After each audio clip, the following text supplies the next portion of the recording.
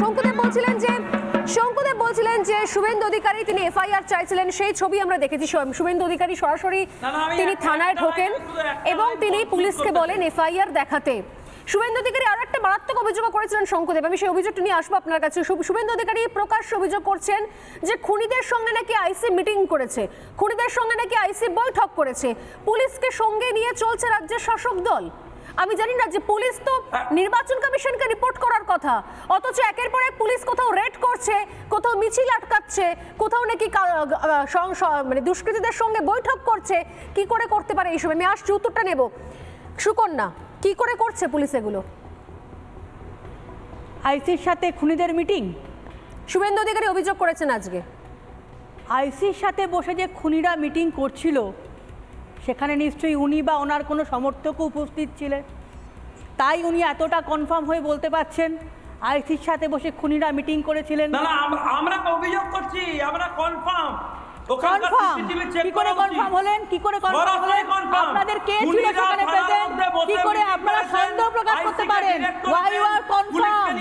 আপনি কনফার্ম হচ্ছেন কি করে? আপনারা কি সেখানে প্রেজেন্ট ছিলেন?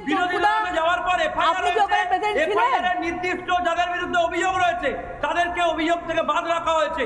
পুলিশকে বলবো এই ধরনের লক্ষ্যজনক অ্যাপ্রোচ থেকে সরে আসুন। 3 দিন পর যখন হাইকোর্টে যাব আবার থাপ্পড় খাবেন। প্রত্যেকটা ক্ষেত্রে হাইকোর্টে যেতে হবে কেন? একজন এসপি মহিলাকে খুন করবেন কেন? আরে আমি আপনাকে বলে দিচ্ছি, কারণ নাম যদি এফআইআর না থাকে তার জন্য আরো অনেকগুলো প্রসিডিউর আছে। বলছেন বদলার নমুনা একজন এসপি মহিলাকে খুন করবেন, আপনাদের কর্মীরা মার্ডার করবে, অল্টার করতে পারেন, অনেকগুলো প্রসিডিউর আছে। দাদা অত হাইকোর্ট দেখাতে আসবেন না, কথায় কথায় একটাই শিখে। আরে প্রসিডিউরের নমুনা তো আপনি দেখেছেন। আপনাদের পার্থবাবু জেলে, আপনাদের বালুবাবু জেলে, আপনাদের পার্টির লম্বা লাইন, এত জেলে যাওয়ার ওবিসি নাম্বার হয়ে যায়, এসএসসি চাকরি বাতিল হয়ে যায়, খুনের মামলায় খুনের মামলায় জেল খেটে এসেছেন, পরবর্তীকাল হয়তো ডিসচার্জ হয়েছে, সেই জন্য তাকে তালিপার বলা হয়েছিল, সেটা মনে রাখবেন। কথাটা শুনুন ঠান্ডা মাথায়। ঠান্ডা মাথাতেই আমি শুনছি, জেলে আছেন বলেই তারা অপরাধী নয়, তাদের এখনো বিচার হয়। ও দাদা, ও দাদা কি বলছেন? অত হাইকোর্ট দেখাবেন না দাদা, অত হাইকোর্ট আমার বক্তব্য হচ্ছে দিদি কোর্টে যেতে হবে, কোর্ট অর্ডার দেবে, আপনারা ভেতরে যাবেন। আমরা লোয়ার কোর্টে থাকি না, হাইকোর্ট দেখাতে আগে আমি দুজনের কাছে আসবো। কোর্টে যাওয়া না যাওয়া এটা রাজনৈতিক দলের ক্ষেত্রে চলতেই থাকবে। আমি আসছি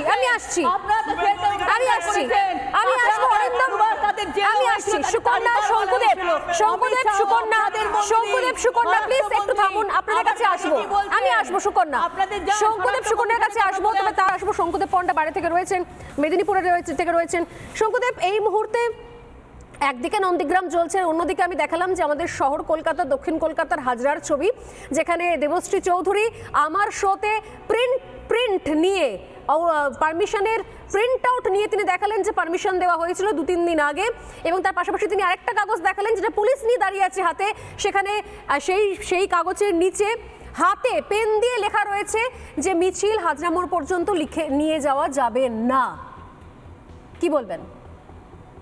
দেখুন, আমরা আগেই অভিযোগ করেছিলাম যে পশ্চিমবাংলায় পুরো পুলিশি ব্যবস্থাটা বকলমে কোনো একটা স্যাটেলাইট সেন্টার থেকে মমতা বন্দ্যোপাধ্যায় চালাচ্ছেন এবং তৃণমূল কংগ্রেস চালাচ্ছে, এবং চালাচ্ছে বলেই শুধুমাত্র যে আজকে আমাদের আপনি দেখছেন হাজরা মোড়ে আটকে দেওয়া হয়েছে মানিক সরকারের মতো একজন বিশিষ্ট মানুষকে, পরে তিনি মুখ্যমন্ত্রী, তিনি শ্রদ্ধেয় মানুষের কাছে ওয়েল অ্যাকসেপ্টেড মানুষ, তিনি যেমন আটকে গেছেন, ঠিক তেমনি সারা রাজ্যের কোনো জায়গাতেই সুবিধা অ্যাপে পারমিশন নেওয়ার পরেও বিরোধী নেতাদের প্রপারলি ক্যাম্পেইন করতে দেওয়া হচ্ছে না।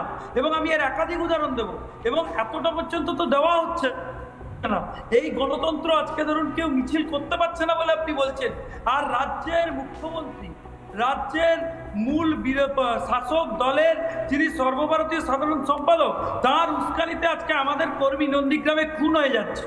আজকে স্পেসিফিক এফআইআর হয়েছে, বিরোধী দলনেতা উস্কানি স্পেসিফিক কমপ্লেন করেছেন, কিন্তু নন্দীগ্রাম পুলিশ সেই কমপ্লেনের উপর ভিত্তি করে এফআইআরই করছে না, এফআইআরই দিচ্ছে না। এবং শুনে রাখুন, বিরোধী দলনেতা বলেছেন এবং আমরাও বলছি, পার্টি সিদ্ধান্ত নিয়েছে নন্দীগ্রামের যে মাকে আজকে তৃণমূল কংগ্রেস খুন করেছে তার বিরুদ্ধে যারা উস্কানি দিয়েছেন, সে রাজ্যের মুখ্যমন্ত্রী হন বা আমরা দেখলাম, আমরা সেই সিকোয়েন্স দেখেছি, আমরা সিকোয়েন্স দেখেছি যেভাবে কোথাও শুভেন্দু অধিকারী সরাসরি যখন থানায় ঢুকেছিলেন, আমি আসছি একবার মানিক শাহ এই মুহূর্তে কিছু বক্তব্য রাখছেন, একবার শুনবো। মানিক শাহ কিছু বলছেন। পশ্চিমবাংলায় জঙ্গলের রাজ করছে, পশ্চিমবাংলায় জঙ্গলের রাজ। এবং আপনি মুখ্যমন্ত্রী হয়ে যেভাবে প্রায় 10 মিনিটের উপরে আপনাকে দাঁড়িয়ে থাকতে হলো, অদ্ভুত। আমি তো এইরকম ঘটনার কোনোদিন শুনিনি। পুলিশের ভূমিকা নিয়ে কি বলবেন? পুলিশ কি দলদাসে পরিণত হয়েছে? পুলিশ কি মানিক শাহকে আমরা দেখতে পাচ্ছি, মানিক শাহ তিনি আবারও এসেছেন মিছিলে অংশগ্রহণ করার জন্য। তিনি এখনো রয়েছেন, তিনি গাড়িতে উঠছেন। আমি আসবো শঙ্কুদেব পণ্ডা বাড়ি থেকে রয়েছেন, মেদিনীপুরে থেকে রয়েছেন। শঙ্কুদেব, এই মুহূর্তে একদিকে নন্দীগ্রাম জ্বলছে, অন্যদিকে আমি দেখালাম যে আমাদের শহর কলকাতা, দক্ষিণ কলকাতার হাজরার ছবি, যেখানে দেবশ্রী চৌধুরী আমার শোতে প্রিন্ট নিয়ে পারমিশনের প্রিন্ট আউট নিয়ে তিনি দেখালেন যে পারমিশন দেওয়া হয়েছিল 2-3 দিন আগে, এবং তার পাশাপাশি তিনি আরেকটা কাগজ দেখালেন যেটা পুলিশ নিয়ে দাঁড়িয়ে আছে হাতে। সেখানে সেই কাগজের নিচে হাতে পেন দিয়ে লেখা রয়েছে যে মিছিল হাজরা মোড় পর্যন্ত নিয়ে যাওয়া যাবে না।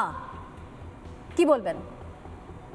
দেখুন, আমরা আগেই অভিযোগ করেছিলাম যে পশ্চিমবাংলায় পুরো পুলিশি ব্যবস্থাটা বকলমে কোনো একটা স্যাটেলাইট সেন্টার থেকে মমতা বন্দ্যোপাধ্যায় চালাচ্ছেন এবং তৃণমূল কংগ্রেস চালাচ্ছে বলেই শুধুমাত্র যে আজকে আমাদের আপনি দেখছেন হাজরা মোড়ে আটকে দেওয়া হয়েছে মানিক সরকারের মতো একজন বিশিষ্ট মানুষকে। পরে তিনি মুখ্যমন্ত্রী, তিনি শ্রদ্ধেয় মানুষের কাছে ওয়েল অ্যাকসেপ্টেড মানুষ, তিনি যেমন আটকে গেছেন, ঠিক তেমনি সারা রাজ্যের কোনো জায়গাতেই সুবিধা অ্যাপে পারমিশন নেওয়ার পরেও বিরোধী নেতাদের প্রপারলি ক্যাম্পেইন করতে দেওয়া হচ্ছে না। এবং আমি এর একাধিক উদাহরণ দেবো, এবং এতটা পর্যন্ত তো দেওয়া হচ্ছে না। এই গণতন্ত্র আজকে ধরুন কেউ মিছিল করতে পারছে না বলে আপনি বলছেন, আর রাজ্যের মুখ্যমন্ত্রী, রাজ্যের মূল শাসক দলের যিনি সর্বভারতীয় সাধারণ সম্পাদক, তার উস্কানিতে আজকে আমাদের কর্মী নন্দীগ্রামে খুন হয়ে যাচ্ছে। আজকে স্পেসিফিক এফআইআর হয়েছে, বিরোধী দলনেতা উস্কানি স্পেসিফিক কমপ্লেন করেছেন, কিন্তু নন্দীগ্রাম পুলিশ সেই কমপ্লেনের উপর ভিত্তি করে এফআইআরই করছে না, এফআইআরই দিচ্ছে না।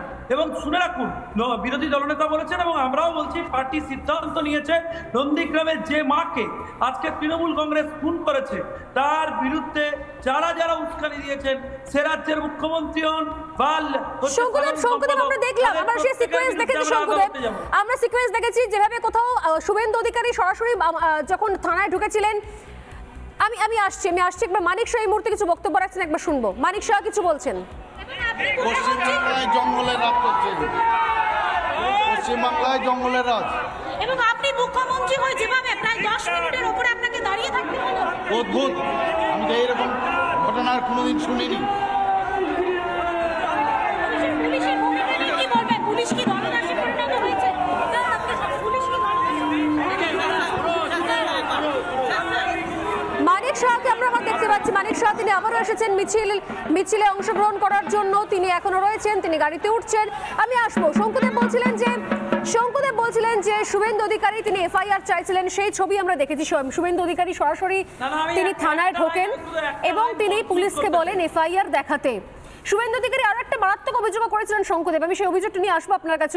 শুভেন্দু অধিকারী প্রকাশ্য অভিযোগ করছেন যে খুনিদের সঙ্গে নাকি আইসি মিটিং করেছে, খুনিদের সঙ্গে নাকি আইসি বৈঠক করেছে, পুলিশকে সঙ্গে নিয়ে চলছে রাজ্যের শাসক দল।